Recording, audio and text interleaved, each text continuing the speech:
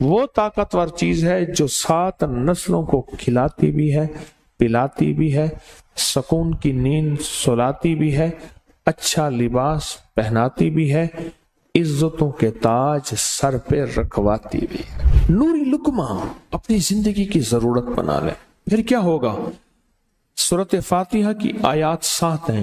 اللہ 7 آسمان اور 7 زمین کی جتنی بھی برکات ہیں، برکات من السماوات والارض، اللہ 7 آسمان اور 7 زمین کی ساری برکات اس کو عطا کر دے گا، اور لوگوں کو پتہ ہی نہیں ہوگا کہ یہ بندہ کتنا مالدار ہے، روحانیت کی طاقت اور روحانیت میں کتنا آگے ہے، کوئی پہچان بھی نہیں سکے گا کہ روحانیت میں یہ بندہ کتنا آگے ہے اور کتنا آگے سے آگے بڑھ گیا ہے، کسی کو علم بھی نہیں ہوگا۔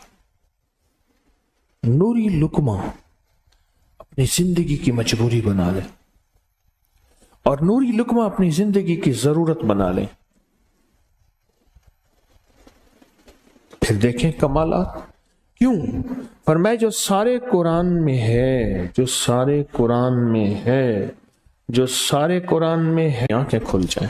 یہ سورۃ فاتحہ نماز کھانے کے دوران پڑھنے والا یہ اہل نظر میں ہے، اس کی نظر وسیع ہو جاتی، یہ اہل کشف ہوتے ہیں،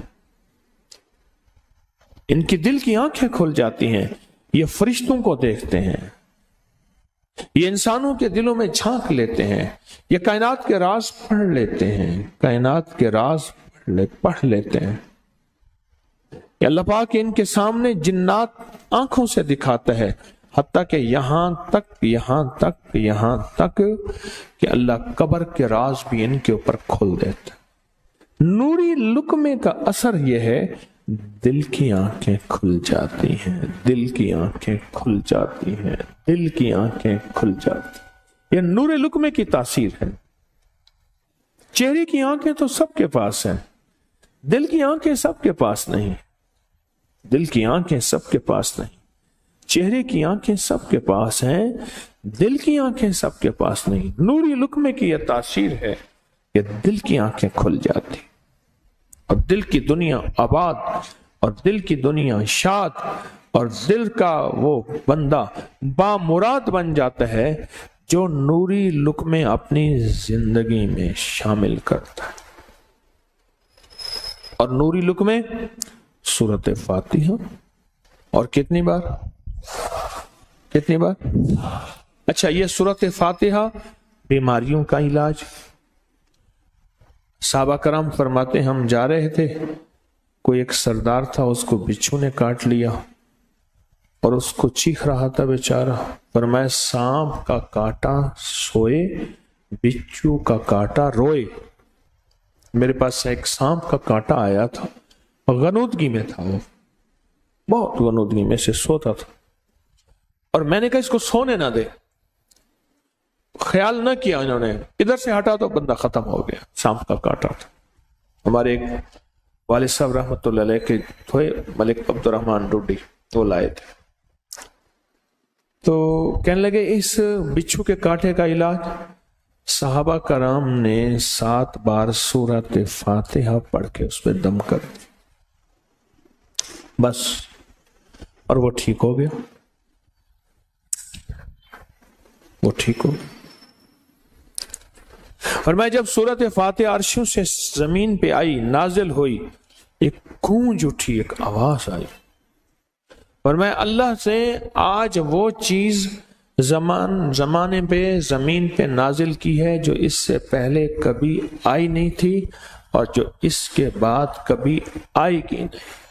سبحان اللہ کہو، پھر کہو، اس سے پہلے کبھی آئی نہیں تھی، اس کے بعد کبھی آئے گی۔ اور جب سورۃ فاتحہ نازل ہوئی، شیطان رویا، پیٹا، اپنا سر پہ راکھ ڈالی اور اتنا شور کیا کہ اے کاش کہ یہ سورۃ فاتحہ آئی ہے، اور اگر آئی ہے تو واپس چلی جائے، اگر واپس نہیں گئی تو کسی کی زبان پہ نہ جائے، یعنی کوئی اس کو پڑھ نہ سکے، اگر پڑھے تو اس کا یقین نہ ملے۔ کیوں؟ یقین سے پڑھنے والے کی دنیا بھی، آخرت بھی، رزق بھی، عزت بھی، صحت بھی، تونگری بھی، بادشاہت بھی، خوشیاں خوشحالیاں بھی یقین سے پڑھنے والے کو ملتی ہیں۔ اور اس لیے آج بھی شیطان سورۃ فاتحہ سے لرزتا ہے کہ سورۃ فاتحہ پڑھنے سے جنات اور شیاطین ایسے دور ہوتے ہیں، ایسے کہ میلوں دور چلے جاتے ہیں، اور اس بندے سے خوف زدہ ہوتے ہیں جو سورۃ فاتحہ پڑھتا ہے۔ اچھا اب بتاؤں کھانے کے دوران اس کی حکمت کیا ہے؟ انسان کھانے کے دوران مشغول ہوتا ہے، کھانے کی لذتوں میں کھویا ہوا ہوتا ہے، اور اگر بھوک بہت زیادہ ہو، بھوک بہت زیادہ ہو تو پھر تو ہوش نہیں ہوتا،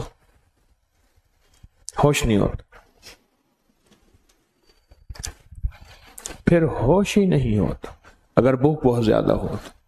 اب اسی دوران جس طرح سنیں غور سے، بڑی میں عجیب بات بتا رہا ہوں۔ حضرت امام جعفر صادق سلام اللہ رضوان اللہ تعالی علیہ مجمعین اللہ کے ولی تھے، ولایت کے تاجدار تھے، سرداروں کے سردار تھے، اولیاء کے سردار تھے۔ میں بازار میں جاتے تھے، جا کے پھر واپس آ جاتے تھے، پھر جاتے کچھ نہیں خریدتے تھے۔ کسی نے پوچھا اب کیوں جاتے ہیں؟ فرمایا 2 وعدے لینے، کیا میں جا کے بازار میں ہر بندے کو سلام کرتا ہوں، وہ سلام کا جواب دیتے ہیں، اور کیا پتا کسی کے سلام کا جواب ایسا ہو جو اللہ کے ہاں مقبول بھی ہو، محبوب بھی ہو۔ اور پھر فرمایا بازار میں جاتا ہوں اور جا کے بازار میں جاتا ہوں اور جا کے بازار کی دعا پڑھتا ہوں۔ فرمایا جو چوتھا کلمہ گھر میں پڑھے گا اس کو 10 نیکیاں ملیں گی، اور جو بازار میں پڑھے گا کتنی نیکیاں ملیں گی؟ 10 لاکھ۔ کتنی 10 لاکھ نیکیاں ملیں گی۔ فرمایا میں 10 لاکھ نیکیاں کمانے کے لیے جاتا ہوں۔ آل رسول کی محبتیں، عبادتوں کا حرص دیکھیں، ہمیں مال کا حرص، انہیں اعمال کا حرص۔ آپ دیکھیں وہی دعا، وہی چوتھا کلمہ گھر میں پڑھیں 10 نیکی ہیں، بازار میں پڑھیں کیونکہ وہ ہر بندہ مشغول ہے، دنیا میں، مال میں، چیزوں میں، بھاؤ تاؤ میں لگا ہوا ہے، وہی بازار میں پڑھیں تو 10 لاکھ نیکیاں۔ اسی طرح کھانے کے دوران جب لذت ہے، کھانے کے دوران ذائقہ ہے، اور کھانے کے دوران لذت اور ذائقے میں اگر کوئی بندہ سورۃ فاتحہ پڑھ لے تو اللہ کہتا ہے تو ان لذتوں میں مجھے نہ بھولا، ان کھانے کی چیزوں میں مجھے نہ بھولا، ان ساری کیفیتوں میں مجھے نہ بھولا۔ اللہ خوش ہوتا ہے، اور پھر اللہ جل شانہ اسے 7 آسمان اور 7 زمین کی برکتیں حوالے کر دیتا ہے، اور جس کے پاس 7 آسمان 7 زمین کی برکتیں ہوں، یہ ساری عبادتیں کھانے کے دوران کوئی معنی نہیں رکھتی، پھر ایسی سمیٹ کے اللہ کائنات کو اسے دے دیتا ہے، ایسی دے دیتا ہے، ایسی اللہ دے دیتا ہے۔ نوری لقمے کی تلاش کریں، نوری لقمہ زندگی میں لے آئیں، بڑی خوشحال زندگی گزرے گی، بہت لاجواب زندگی گزرے گی۔ 7 دفعہ سورۃ فاتحہ سے قرضے اتر جاتے ہیں، 7 دفعہ سورۃ فاتحہ سے بیٹے مل جاتے ہیں، 7 دفعہ سورۃ فاتحہ سے نعمتیں، اور 7 دفعہ سورۃ فاتحہ وہ طاقتور چیز ہے جو 7 نسلوں کو کھلاتی بھی ہے، پلاتی بھی ہے، سکون کی نیند سلاتی بھی ہے، اچھا لباس پہناتی بھی ہے، عزتوں کے تاج سر پہ رکھواتی بھی ہے۔ کہیں انشاءاللہ، انشاءاللہ۔ آپ سوچیں کون سا مشکل عمل، بہت زبردست عمل ہے، 1 منٹ کا کام ہے اور کام بن جاتا ہے۔ 1 मिनट का काम। और मैंने इसकी इजाजत जितनी मुश्किल से ली थी ना, हाँ, राह पे आ जाने तो वाह पे आ जाने, बड़ी मुश्किल से इजाजत ली थी इस अमल की, बहुत मुश्किल से इजाजत ली। और जिस दिन ली थी उसी दिन फैसला किया था इंशाल्लाह इसे छुपाऊंगा नहीं, इंसानियत मखलूक को बताऊंगा। और ये 7 दफा सूरत फातिहा, जो दिल का मरीज हो मुझ जैसा उसका भी इलाज है, जिस्मानी हो या रूहानी। मैंने पिछली दफा कहा ना कि मैं दिल का सख्त मरीज हूं और आज भी हूं, दुआ करो मौत तक न रहूं। और मैं दिल का सख्त रूहानी मरीज हूं, जिस्मानी नहीं हूं। मेरी पिछली दफा की वजह से पूरी दुनिया में कोहराम मचा हुआ है कि बाबा गया। जाना तो है, जाना तो लाजिम है।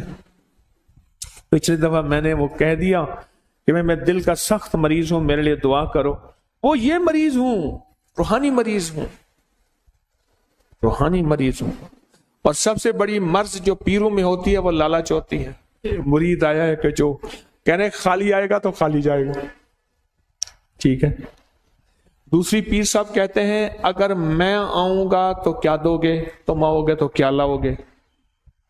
मैं आऊंगा पीर साहब के लिए क्या होगा, मैं का घर बेच अपना। और जब तू आएगा फिर क्या लाएगा।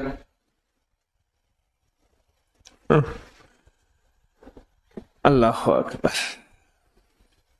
तो ये बीमारी जो दिल की बीमारी है ना, उसका भी इलाज है, रूहानी है या जिस्मानी। जैसे मैं दिल की रूहानी बीमारियों के बारे में मैंने आपको कहा, मैं सख्त मरीज हूं दिल का, अल्लाह करे इसका मर्ज का इलाज हो जाए।